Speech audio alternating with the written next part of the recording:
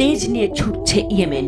মার্কিন আর ইসরায়েলি আগ্রাসন গুড়িয়ে দিতে প্রস্তুত দেশটির সাহসী যোদ্ধারা। টানা হামলায় ইয়েমেনকে কাঁপিয়ে দিচ্ছে আমেরিকা, তবে কোনো লাভ হচ্ছে না। ধ্বংসস্তূপ থেকেই আসছে নতুন বিদ্রোহের ঘোষণা। ইয়েমেনের প্রকাশ্য ঘোষণা, কোনো মতেই তারা গাজাকে একা ছেড়ে যাবে না। বারুদে ঘষা জীবন দিয়ে তারা ইসরায়েল ও তার মিত্রদের গায়ে আগুন জ্বালবেই। শত্রুদের কোনো ছাড় নয়, পরোয়া নয়। ইটের জবাব তারা দেবে অসীম পাহাড় ছুঁড়ে। আগ্রাসনের শেষ তারা দেখে নেবেই।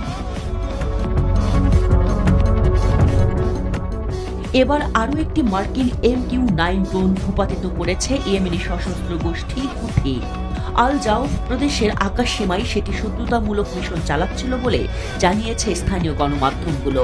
হুথি বিদ্রোহীদের তথ্য মতে দেশীয়ভাবে তৈরি ক্ষেপণাস্ত্র দিয়ে এই ড্রোনটি ধ্বংস করা হয়। হুথিরা জানায় এটি গত 10 দিনে ভূপাতিত হওয়া তৃতীয় ড্রোন এবং গাজার পক্ষে চলমান প্রতিশ্রুত বিজয় অভিযানের সময় 18তম। প্রতিটি MQ-9 ড্রোনের মূল্য প্রায় $33 মিলিয়ন, ফলে যুক্তরাষ্ট্রের ক্ষতি ইতোমধ্যেই প্রায় $600 মিলিয়ন পৌঁছেছে। মার্কিন গণমাধ্যম নিউ ইয়র্ক টাইমস জানিয়েছে, ইয়েমেনে পুনরায় অভিযান শুরু করার পর $200 মিলিয়ন গোলা বারুদ ব্যবহার করেছে যুক্তরাষ্ট্র। তবে বিপরীতে সফলতা খুবই নগণ্য। এই ব্যয় দ্রুত $1 বিলিয়ন ছাড়িয়ে যেতে পারে বলেও প্রতিবেদনে উল্লেখ করা হয়। এই হামলাকে যুক্তরাষ্ট্রের আগ্রাসনের জবাব হিসেবে উল্লেখ করেছে গোষ্ঠীটি।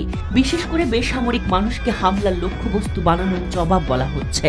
মঙ্গলবার গভীর রাতে যুক্তরাষ্ট্র ইয়েমেনের বিভিন্ন প্রদেশে 22টি বিমান হামলা চালায়। এতে আল হুদাইদায় 2 শিশু ও 1 নারী সহ 8 জন নিহত হন এবং 16 জন আহত হন। যুক্তরাষ্ট্রের হামলা ও গাজায় ইসরায়েলের সহিংসতার প্রতিবাদে মার্কিন বাহিনীর বিরুদ্ধে পাল্টা হামলা চালাচ্ছে ইরান সমর্থিত গোষ্ঠীটি।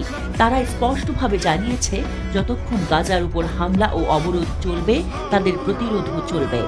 2023 সালের অক্টোবর থেকে গাজায় ইসরায়েলের যুদ্ধ শুরুর পর ফিলিস্তিনিদের পক্ষে সরব অবস্থান হুতিদের। লোহিত সাগরে একের পর এক বাণিজ্যিক জাহাজে হামলা চালিয়ে আতঙ্ক তৈরি করে রেখেছে গোষ্ঠীটি।